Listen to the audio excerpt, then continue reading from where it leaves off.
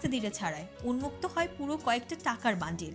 চোখ বেরিয়ে আসে ওদের। শাফিন ঠোঁট ফাঁকা করে বলে, এত টাকা? তীব্রর ভাবভঙ্গি উদ্বেগহীন, বরাবরের মতন জিপের ফ্রন্টে উঠে বসলো। সাবলীল ভাবে জবাব দিল, 5 লাখ আছে। তোর মায়ের চিকিৎসা এবার কনফার্ম। শাফিন স্তব্ধ বিবল, এমনকি চমক মিরাজের চোখে মুখেও। তীব্র চেক ক্যাশ করিয়েছে যখন, তখনও বোঝেনি ও এতগুলো টাকা শাফিনকে এমনি এমনি দিয়ে দিল। এত বড় মন ওর। শাফিন স্তম্ভের ন্যায় শক্ত হয়ে বসে রইল কিছুক্ষণ। তীব্র ভ্রু উঁচায়। শালা এত কি ভাবিস? আমি থাকতে তুই বাইক বেচবি?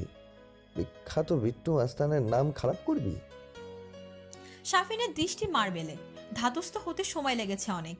পরপর ঝড়ের বেগে উঠে গিয়ে ঝাঁপিয়ে পড়ল তীব্রর উপর। কাঁধ ভিজিয়ে দিল অশ্রুতে। কান্নার ধমকে কথা বের হলো না, তবে স্পষ্ট তার কৃতজ্ঞতা। তীব্র ফোঁস করে শ্বাস ফেলে শাফিনের পিঠে হাত বুলালো।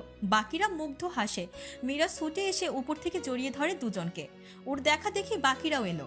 যারা তীব্র ছোট, কেবল সাহসের অভাবে দাঁড়িয়ে তারা বশীভূত অনুরূপ। বকাটি বিট্টু মাস্তানের অন্যরকম উদার মনের হদিশ পেয়ে ভীষণ আবেগে আপ্লুত। পুষ্পিতার রেজাল্ট দিয়েছে। জিপিএ টেনে টুনে বরাবর 3.96 এসেছে। আর এই নিয়ে সেই থেকে খোরশেদুল আর মিথিলার কটুবাক্যের শিকার সে। উঠতে উঠতে খোরশেদুল বিদ্রুপ করছেন, বলছেন, কি রেজাল্টের ছিরি! এই রেজাল্ট নিয়ে নাকি আবার ভালো ভার্সিটিতেও পড়াতে চাও সালমা? রেজাল্ট হচ্ছে আমার মেয়ের 8-এর নিচে আজ অবধি নাম্বার পাইনি। তোমার বঞ্জিকে বলো বরং ওর পায়ের ধুয়ে একটু পানি খেতে, তাহলে যদি তোমার কষ্টটা সার্থক হয়। পুষ্পিতা লজ্জায় মাথা নামিয়ে ফেলল। পৈশাচিক তাচ্ছিল্য হাসলো মিথিলা। রাহাত পুষ্পিতাকে দেখলো নিঃস্বহের মতো। যতটা আনন্দে মাংসে হাড় চিবুচ্ছিল, হারিয়ে গেল সব। সালমা বেগম তপ্ত কণ্ঠে বললেন, তোমার মেয়ের প্রতিটা সাবজেক্টে টিচার দেওয়া হয়েছে। ইংলিশ মিডিয়ামের স্টুডেন্ট সে। এক্সট্রা কোচিং ক্লাস তো ছিলই। এত সুবিধার পরও যদি 80 ঘরে নম্বর না পায়, তাহলে সেটা লজ্জার ব্যাপার। আর পুষ্পিতা যা পেয়েছে নিজের চেষ্টায়, একা একা পড়েছে, তাই ও সামান্য পাশ করলেও আমি খুশি হতাম। খোরশেদুলের হাসি কমে গেল। তিক্ত গলায় বললেন, পৃথিবীতে তুমি একমাত্র মহিলা যার নিজের থেকে অন্যের মেয়ের জন্য দরদ বেশি। তাতে তোমার সমস্যা কোথায়? পুষ্পিতার হাত আর চলছে না ভাতে। মুখে নেওয়াটাও কাঁচার মতো বিঁধে রয়েছে গলায়। এই রোজকার কলহে সে ক্লান্ত, বিধ্বস্ত।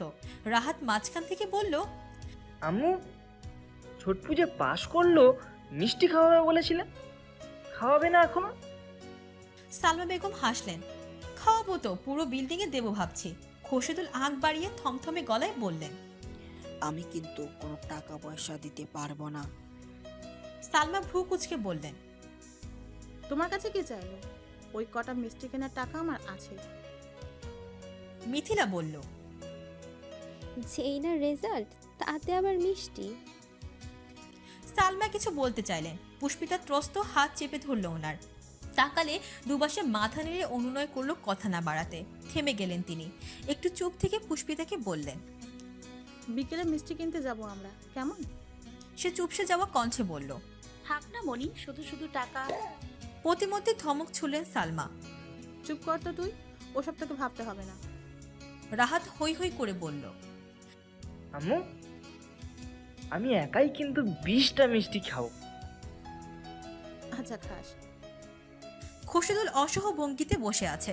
ইচ্ছে করছে উঠে যেতে। নেহাত খাবার নষ্ট পছন্দ নয় বলে গাঁট হয়ে রইলেন। বিড়বিড় করলেন, হ্যাঁ দীক্ষেতা। মিথিলারও একই অবস্থা, কিন্তু তারা কম। রাগ হলেও ধরা দিচ্ছে না। নীরবতা নামলো খানি।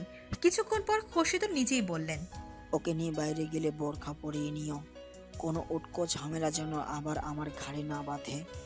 সালমা বেগম নিশ্চুপ, হ্যাঁ না দ্বিরুক্তি করলেন না কোনো। শুধু পুষ্পিতার ঠোক গিলল ভয়ে। ওর যে বাইরে যাবে বিট্টু মাস্টারের কবলে পড়বে না তো আবার? মেয়ে দেখলে যারা বিরক্ত করে, তারা কি বোরকা মানবে? সালমা বেগমের ঢিলেঢালা বোরকা পুষ্পিতার গা থেকে যেন খুলে খুলে পড়ছে। নিঃসন্দেহে আরেকজন ঢুকতে পারবে এর মধ্যে। নিকাব বেঁধে একবার আয়নায় চাইল সে। কালো জুব্বার ন্যায় আবরণে নিজেকে দেখে হেসে ফেলল। রাহা জুতো পরছে সোফায় বসে, চর্বিযুক্ত পেটটার কারণে ফিতে পাতে জান বের হয় সব সময়। এইটুকুই নাদুস নদুস গতরটায় হাঁপিয়ে এলো। জান পায়েরটা কোনো রকমে পড়তে পারলেও বাম পা অবধি হাত পৌঁছানো দুঃসাধ্য যেন। বিফল শ্বাস ছাড়ল সে। মিথিলা ফোনে চোখ রেখে ডাইনিংয়ে জল খেতে এসেছে তখন। রাহাত ওকে দেখেই বলল, আপু, আমার জুতোটা পরিয়ে দাও না। মিথিলা খ্যাক করে উঠল। পারবো না, নিজেরটা নিজে করো। এলেন আমার জমিদার, ওনার জুতো পরিয়ে দাও। রাহাতের চেহারে অমাবস্যা ঘনায়, আহত লোচনে চেয়ে রইল বোনের দিকে। মিথিলা সেসবে তোয়াক্কা দেখায় না, গ্লাস ফাঁকা করে ফের ঢুকে গেল কামরায়। পুষ্পিতা তৈরি হয়ে বসার ঘরে আসে। রাহাতকে হতাশ ভঙ্গিতে বসা দেখে মুচকি হাসলো। বলতে হয়নি, নিজের পায়ের কাছে বসলো ওর। জুতোতে হাত দিয়ে হাসলো রাহাত। ছোটপুর প্রতি তার ভালোবাসা আর টান আগিয়েছিল, এইবার আরও একটা বৃহৎ হয় তা। সালমা বেগমও তৈরি, ক্ষুদ্র পার্সের হুক লাগাতে লাগাতে বললেন, হয়েছে তোদের, চল এবার, সন্ধ্যা হয়ে যাবে তো। পুষ্পিতা উঠে দাঁড়ায়। রাহাত প্রফুল্ল চিত্তে ঘোষণা দেয়, আমি রেডি। তাহলে নিচে গিয়ে রিক্সা ঠিক কর। রাহাত মাথা জাগালো, স্বতঃস্ফূর্ত কদমে দরজা খুলে দৌড় দিল। পুষ্পিতা হাত কচলাচ্ছে, কিছু বলার প্রবণতা চেহারায়। সালমার একটু নিকটে এসে আস্তে করে বলল, মনি একটা কথা বলবো? তিনি আগেই সাবধান করলেন, মিষ্টি নিয়ে কথাবার্তা বাদে। না না না, ওসব না, এটা অন্য। সালমা ওর মুখের দিকে চাইলেন এবার। কি কথা? পুষ্পিতা পাশাপাশি দুটি শোবার ঘর সচেতন নেত্রে একবার দেখে নিল। খোরশেদুল ঘুমাচ্ছেন, তার নাক ডাকার ভুসভুস শব্দ এখানেও স্পষ্ট। অন্যতায় মিথিলা। দুইজনের কেউ শুনতে পেলে আরেক দফা অশান্তির আশঙ্কা প্রবল। মিনমিন করে বলল, আপুর বিয়েতে নুহাকে দাওয়াত দিব? পুষ্পিতা যতটা রয়ে সয়ে শুধালো, শোনা গেল সালমার ততোধিক নিরুদ্বেগ কণ্ঠ। ওমা, সে আবার বলার কি আছে, দিবি। তোর বোনের বিয়েতে বেস্ট ফ্রেন্ডকে ডাকবি না? না মানে খালুজান যদি। কিচ্ছু বলবে না, বললে আমি তো আছি। মেয়েটা তোকে এত ভালোবাসে, তাকে এরকম বিশেষ দিনে না ডেকে পারা যায়?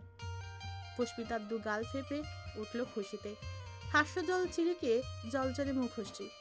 তাহলে একটা কার্ড নিয়ে যাই, কুরিয়ারে পাঠিয়ে দিব। আমি নিয়ে আসছি। সালমা বেগম ফের কক্ষে ঢুকলেন। মিথিলার বিয়ের অল্প কদিন বাকি। পলাশ অতি সম্প্রতি কানাডায় শিফট হবে বিধায় সময় অনেক কম, তাই ব্যস্তভাবে কার্ড ছাপানো শেষ করেছেন খোরশেদুল। কাছের দূরে সকলকে নিয়ন্ত্রণ করবেন কাল থেকে। নুহার বাবা নেই, গত বছর মারা গিয়েছেন।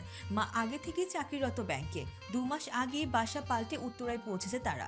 পুষ্পিতার ওর সাথে আলাপ নেই স্কুল থেকে, যখন মতিঝিল থাকতো। মাখো মাখো বন্ধুত্ব তাদের। মেয়েটা পুষ্পিতার অন্তঃপ্রাণ। এই পৃথিবীতে রাহাত আর সালমা বেগমের পর পুষ্পিতাকে ভালোবাসার তৃতীয় মানুষ। 7 বছরের এক শিশু কিশোর বেঞ্চে পা ঝুলিয়ে বসে। পরনে স্কুলের ইউনিফর্ম, পাশে রাখা ব্যাগ, 2 হাতের মুঠোয় 2টো বড় সাইজের ডেইরি মিক্স।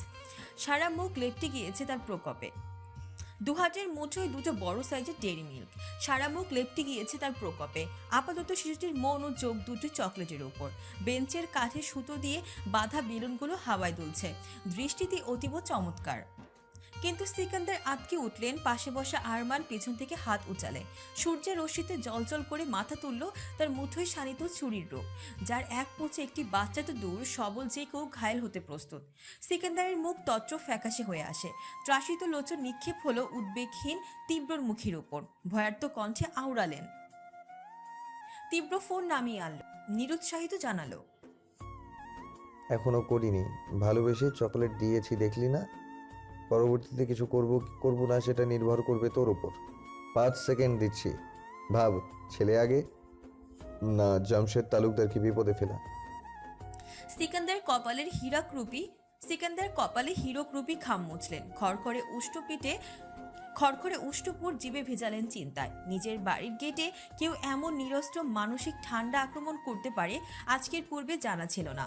তীব্র সিগারেট ধরালো, নাকে মুখে ধোঁয়া ছড়িয়ে বলল, সময় শেষ। সিকান্দার ঠায় দাঁড়িয়ে লোভী মনে দ্বিধাদ্বন্দ্বে ভুগছে। এই ক্লিপ তিনি কত কষ্টে জোগাড় করেছেন তিনিই জানেন। একবার কার্যসিদ্ধি হলে আর পেছনে তাকাতে হতো না। কিন্তু জামশেদ যে এইভাবে পাশা উল্টাবে কে জানতো?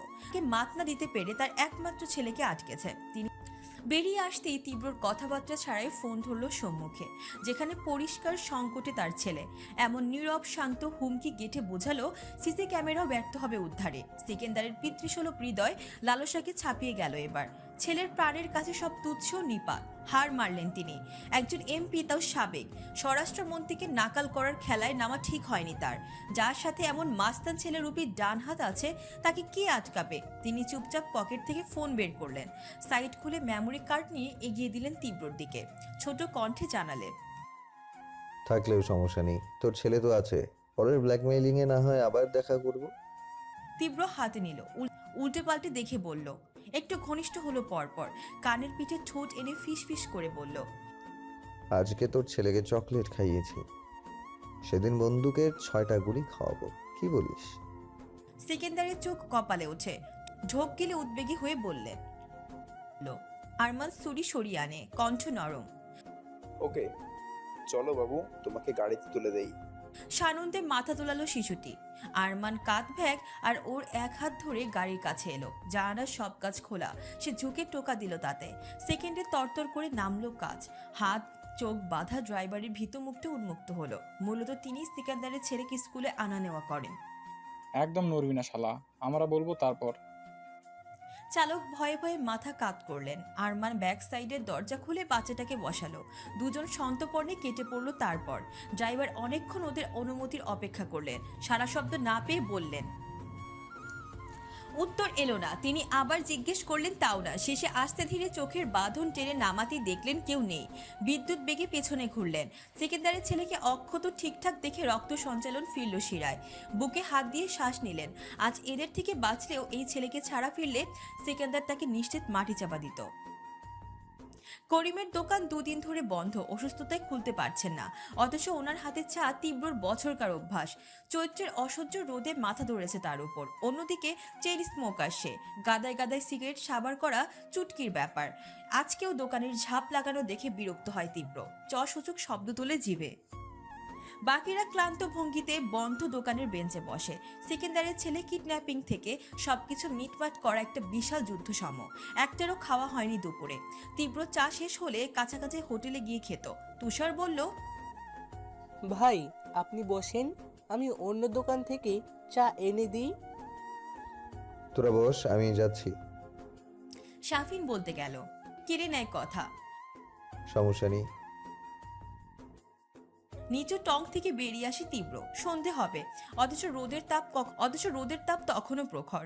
ভ্যাপসা গরমের অসহ্য রকম বাড়াবাড়ি। তীব্র শার্টের 3টা বটম আগে থেকে খোলা ছিল। উষ্ণতায় আরও একটা খুলে ফেললো এবার। আশেপাশে তাকালো। কয়দিন আগে করিমের দোকানে সোজাসুজি একটা দোকান বসেছিল চায়ের। বেচারা চাঁদা দিয়ে বাঘ বিতন্তায় মার তো খেয়েছেই, দোকানও হারিয়েছে সাথে। তীব্র শ্বাস ফেললো। ভালোই ভালোই চাঁদা দিলে আজ ব্যাটার দোকানও থাকতো, তার চা খাওয়া হতো। এই মোড়ে আর চায়ের দোকান নেই, আছে গলির মুখে একদম। তীব্র যখন দাঁড়িয়ে ক্ষিপ্র প্রবেগে সাদা রঙের গাড়ি পাশ কাটায় অপ্রস্তুতিতে ভরকালো সে। ত্রস্ত সরে গেল। আর একটু হলে চাকা উঠে যেত পায়ে। মেজাজ তুঙ্গে উঠল সাহসা। ক্ষেপে চিল্লিয়ে বলল, এই বাচ্চা। অকথ্য গাড়িটা চালকের কানে পৌঁছালো কিনা জানা নেই, তবে পেছন থেকে মিরাজ হাতে পাথর নিয়ে ছুটে এলো। দ্বিরতি ছাড়াই ছুঁড়ে মারলো ওদিকে। অথচ গাড়ির টিকি নেই, হাওর বেগে গায়েব হয়েছে আগেই। উল্টা পাশ থেকে পুষ্পিতাদের রিক্সা আসছিল, পায়ের কাছে মিষ্টির প্যাকেট। রাহাত মায়ের কোলে বসে। ক্ষুদ্র পাথর দাপিয়ে গিয়েই সালমার কপালে এসে লাগলো। জিভ কাটলো মিরাজ।